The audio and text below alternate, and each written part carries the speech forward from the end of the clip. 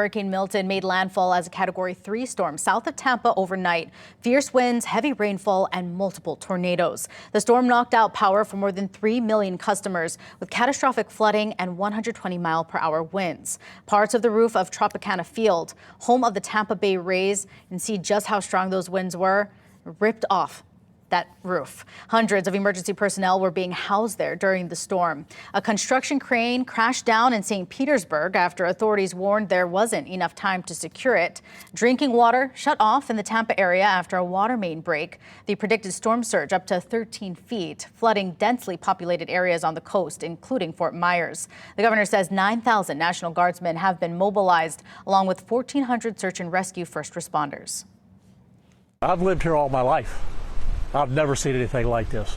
Never that many, one after the other. Right? Once in a while, you might have a yard torn up with trees, but this is pretty severe.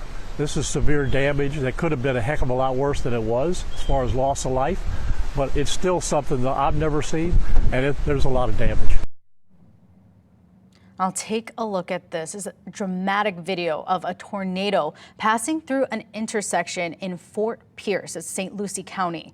You can see the tornado coming right through, ripping off part of the building. Starts directly over the camera here, debris swirling around it, the winds at hundreds of miles per hour. And this is just one of a reported 150 tornadoes in Florida due to the storm. And it just goes to show how important it is to listen to those evacuation notices.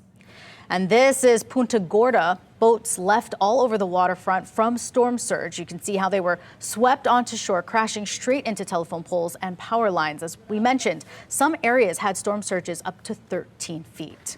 Now, federal officials say they have what they need to respond to Hurricane Milton while combating an onslaught of politically motivated misinformation in the wake of Hurricane Helene. FEMA says thousands of personnel are on the ground and the agency has more than $11 billion in its disaster relief fund. President Biden says local and federal agencies are both in constant contact. The Army Corps of Engineers will pump out water and decrease flooding. We've already directed the Department of Defense to be ready to provide active duty service members. Residents in the storm zone got a $750 payment meant to help people get immediate shelter or food, according to FEMA. Larger grants will be distributed in the coming weeks. And assisting Hurricane Milton victims right now, nearly a dozen Hawaii first responders. 9 left for Florida Wednesday, in addition to 2 Maui-based first responders and another from Kauai that were already there. The American Red Cross is also sending 25 volunteers from across the Pacific to help.